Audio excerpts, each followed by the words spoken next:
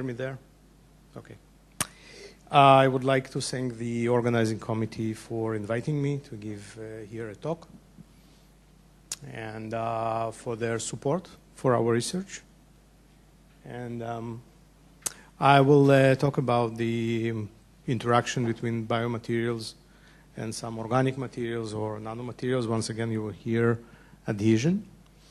So I thank Professor Vogel for her lecture. I will talk about mucins. And mucins are a major component of the mucus. I know that it's not necessarily pleasant to see material, but basically our body is covered with the skin, with outside, and with the mucosal layer inside. So there is a lot of mucus in our body, and it's a very important component of our biology and biochemistry. So there are different types of mucus, two major types. One of them are implanted into the cell, okay, into the, like this, like a tree, and the other one is just coating the cell. They are soluble. We are not talking about proteins or glycoproteins with a distinct structure. They are amorphous, and they would have very high molecular weights. Typically, the mucin is generated, expressed, and then dimerized, and then heavily coated with the sugar. About 70% of the weight of the mucin is sugar. And then it's polymerized into network materials, and those have very distinctive and important features. They protect our body physically, I mean mechanically and chemically. And they absorb water. They are not hydrolyzed easily. So, and until now, they actually considered as inert materials, quite inert materials. I maybe should ask Professor Vogel a question if her proteins are glycosylated in any way, so maybe the interaction that you see with the surface is not necessarily pure protein, but maybe it's protein glycoside interaction. Not necessarily what is sitting on the surface, but what is interacting with the surface.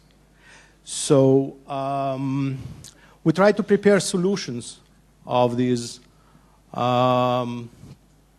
mucins. We started with the bovine. For physicists here, bovine is a cow. Okay. It's okay. Yeah, it's basically cow spit in the bottle.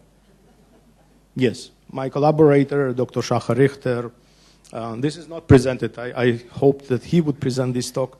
But one day we had a conversation during the midday, and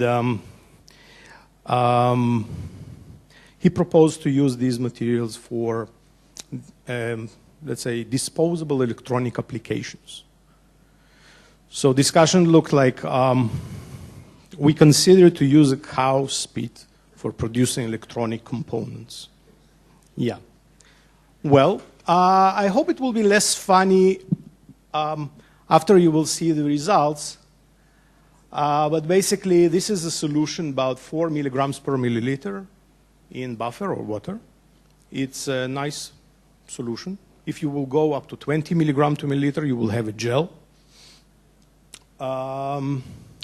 Size exclusion chromatography. Once again, I should adjust the talk to the physicists and the engineers. So size exclusion chromatography, it's a way that you separate materials by size or weight. Okay? And then this is the results of dynamic light scattering here. The material basically not fluorescent. There is nothing to fluoresce. And you see that the stray light of the machine is higher than the peak. And here you have a stem and AFM on the surface. So you can see those are kind of a grayish stuff are mucin, pure mucin, deposited on the grid of the stem. Now we move to the first experiment, and we took simple organic material that is practically insoluble in water. You can see it's a white powder. It's called anthracene. And when you mix it with mucin, you shake it for a few hours. You are getting kind of a mixture that you can make a chromatography of it, meaning that it's stable enough to sustain chromatographic separation. As was mentioned during the morning session, inside the organic solvent and inside the mucin, the spectra are different, meaning that there is a different environment inside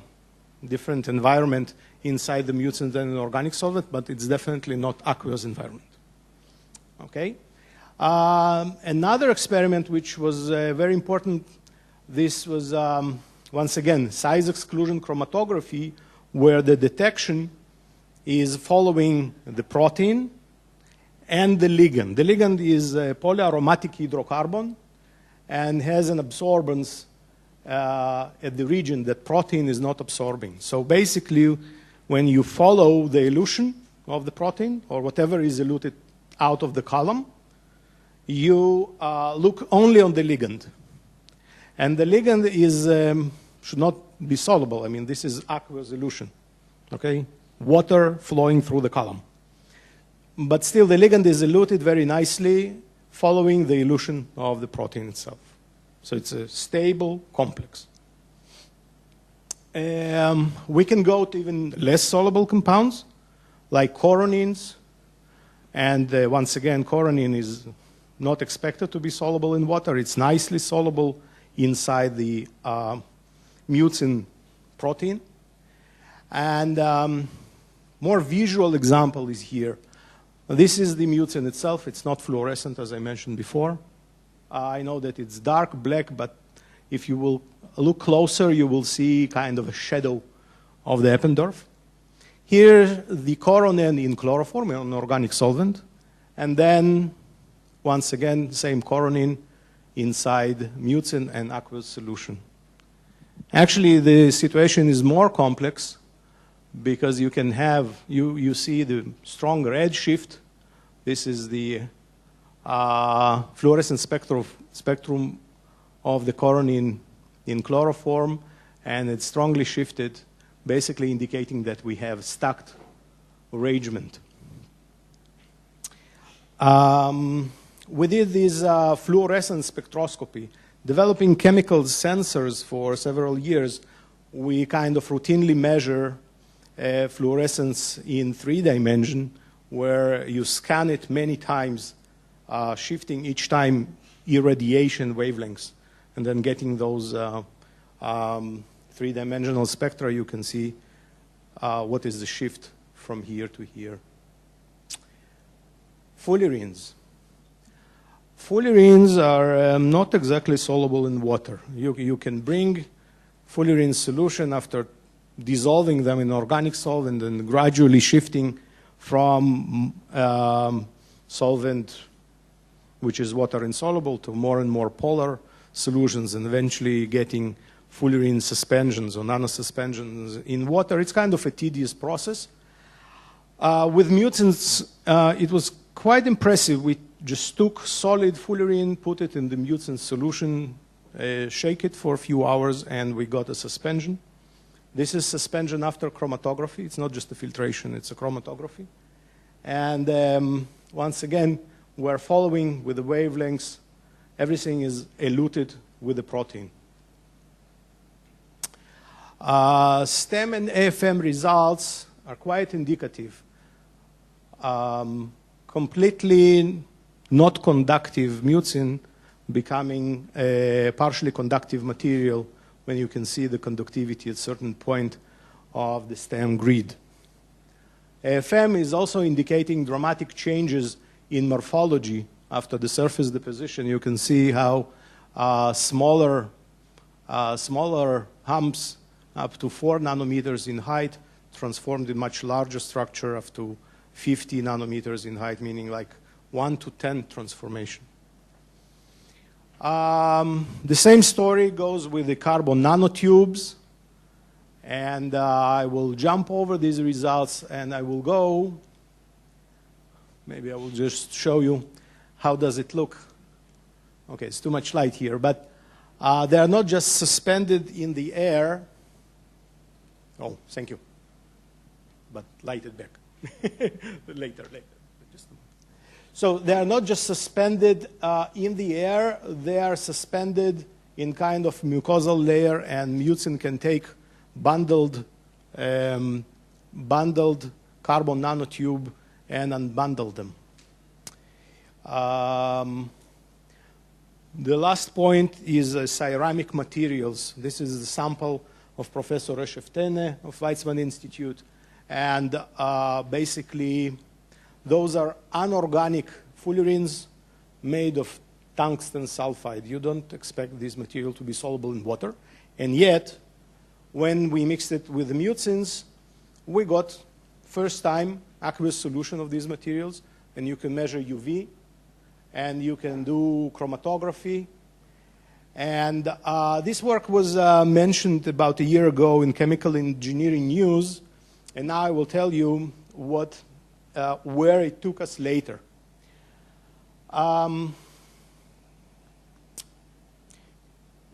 We considered application of, I cannot call it technology, but those dispersions, which are definitely biocompatible, for biomedical imaging.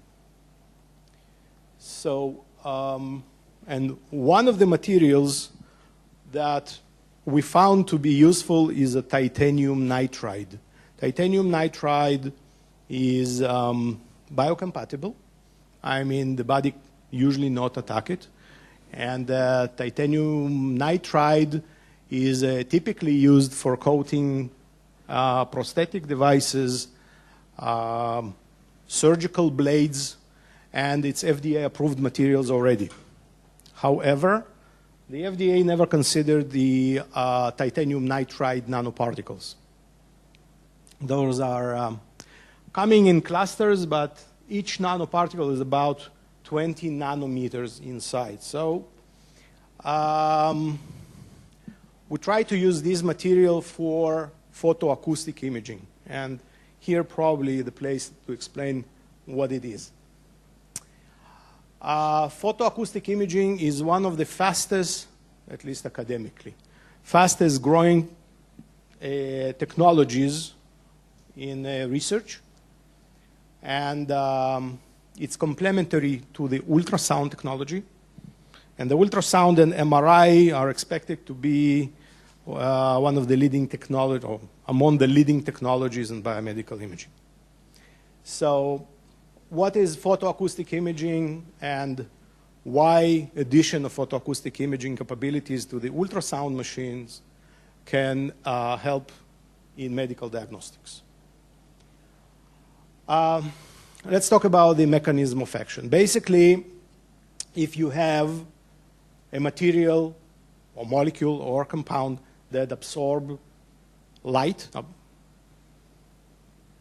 let's say light of laser, with the constant irradiation, this material will generate heat and expand. When you stop heating the material, it will lose heat into the environment and then shrink back.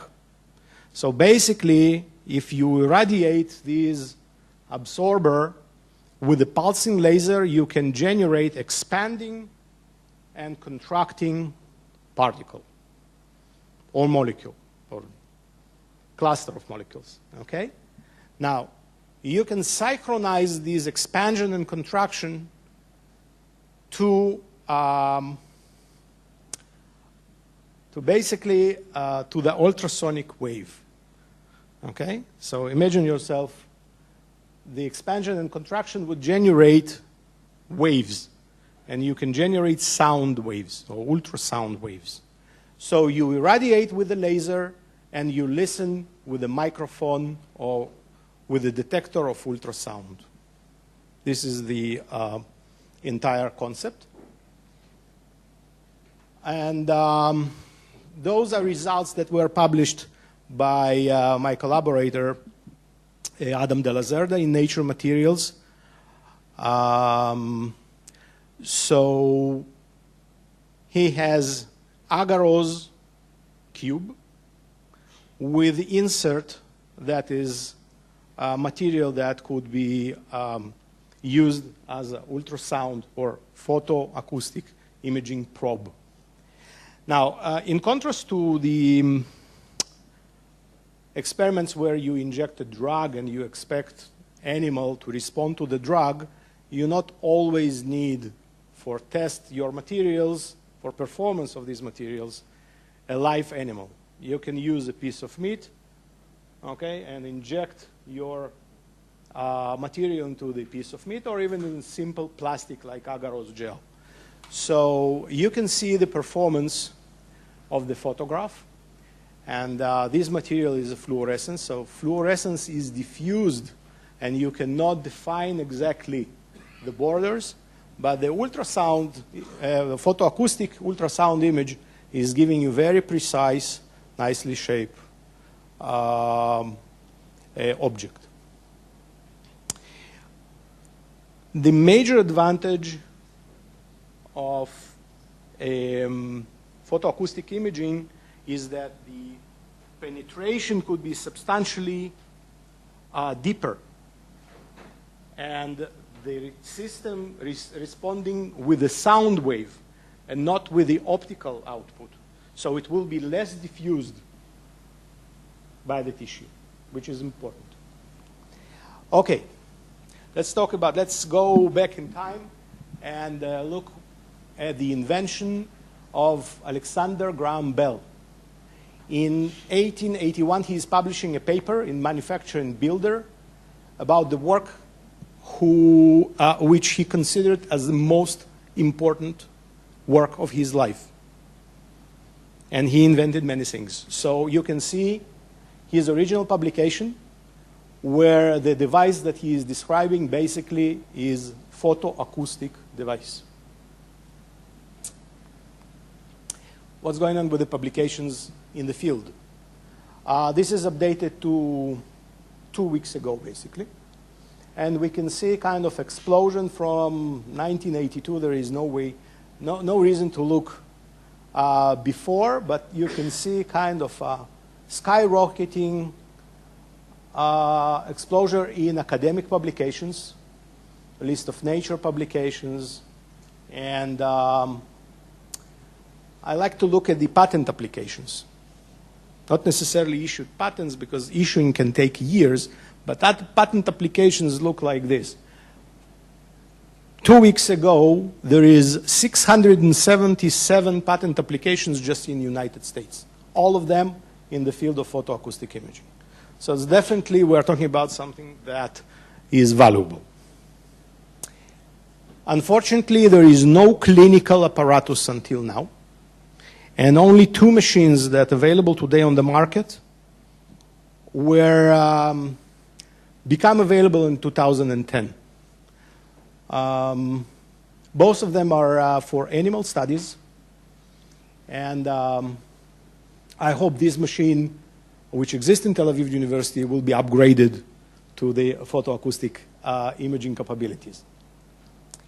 This machine is from Texas University, and the guy, who was a Russian professor, came to the United States and started to work on this field. And this is the bed, and you can see here the breast cancer image. This is a typical X-ray mammogram of the breast. And this is mammogram available by photoacoustic imaging. It's very clear. And tumors were detected in 29 cases out of 30 cases. Unfortunately, I don't have statistics for X-ray mammograms. Additional advantage of the photoacoustic imaging, or ultrasound in general, is portability of the devices. You can see here a General Electric handheld ultrasound device. This device the entire device is folded up into the probe, and could be attached to cellular phone with the capabilities of cellular phones today, with the graphical capabilities, computer capabilities. Cellular phone with 4 cores can process easily all this information and transmit it to a medical center where the device could be on the chopper in the field thousands of miles away. Let's see some results. I cannot go for many reasons. There is much more, but you can see photoacoustic imaging without contrast agent.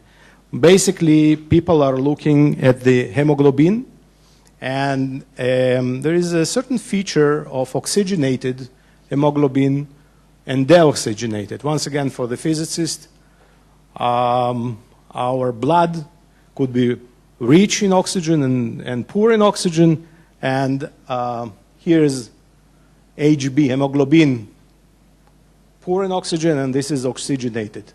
And around 700 nanometers, the absorbance of these proteins are different. So you can get these fantastic pictures where you see blood vessels. Some of them are rich in oxygen, and some of them are not. You can detect cancer, okay, around the blood vessels and many other things. So the breakthrough in the field was in discovery and use of carbon nanotubes as a contrast agents. So you can see the back of the mice, to which various concentrations of functionalized or water soluble or water dispensable carbon nanotubes were injected. And you can see dose response, okay? And this is the ultrasound image out of irradiated, laser irradiated mice.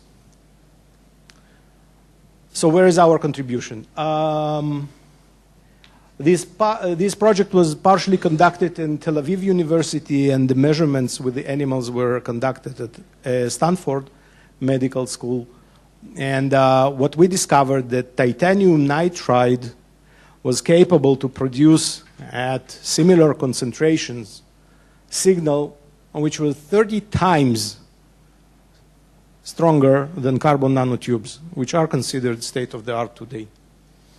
And you are looking at the non-published results, unfortunately, yet.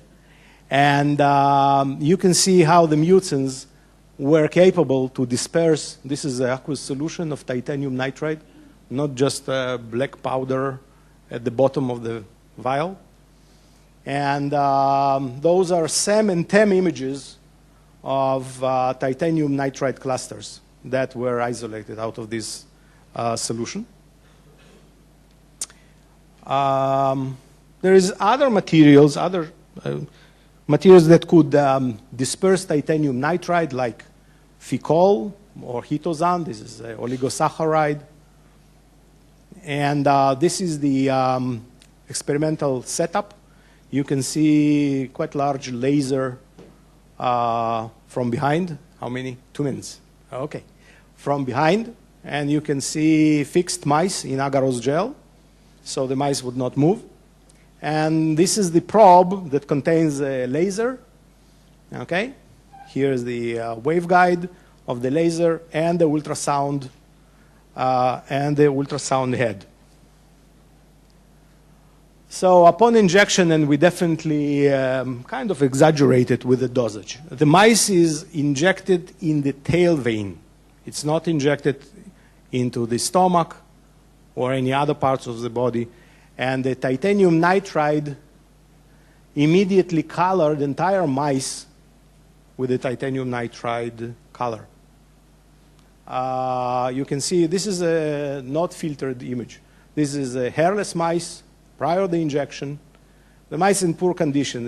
We took a mice with the severe cancer, brain cancer. And after injection, everything was colored, so the material definitely should be directed to more specifically, and I will talk about it. I saw Adam, who worked with me. I will finish in 1 minute. I saw Adam dialing all the dials of the ultrasound machine down to manipulate the signal. So the signal was definitely too strong on all other materials that he tested in his system. So what they published in Nature Nanotechnology is manipulation or functionalization of carbon nanotube with a RGD cyclic peptide, which is targeting cancer cells. And titanium nitride is definitely not suitable for this adhesion. So we need some kind of alendronic acid terminal group, which is a known drug. Now, my time is over. I should jump above the, in just a moment. I should go to the acknowledgements, and I'm thankful to the students. 3 of them were graduated last week. So all of them appears today with a doctor degree.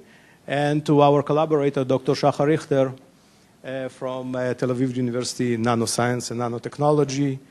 And I'm thankful to the funding agency and the generous support of Tel Aviv University and the Nano Center. Thank you very much.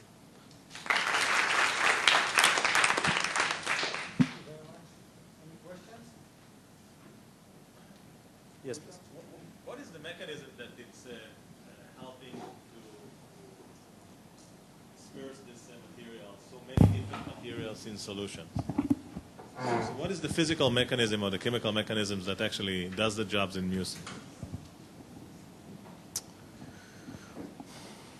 I think that it's kind of a multivalent interaction between the sugar and the surface. It's successfully dispersing, for instance, metal nanoparticles. We failed to disperse metal oxide particles. It's easily dispersed organic materials which are not soluble in water. And it should be measured. I got a sample in 1996. I got a sample from Lieber's lab. And the sample was I needed to create single-stranded DNA attached to the AFM tip. And I was told that the purpose of this tip would be to measure shearing between 2 DNA strings. I saw that it's a strange experiment. I'm sure that today I'm sure that it was quite clever. I think that we should kind of make the same experiment, maybe taking a tip, modifying it with mucin, and then put it on the surface and pull it up and see what would be the strengths. Only later you can go and modify the surface with various chemistries and maybe by this way to discover what is the nature or more precise nature of interaction. Okay, any other questions? Thank you.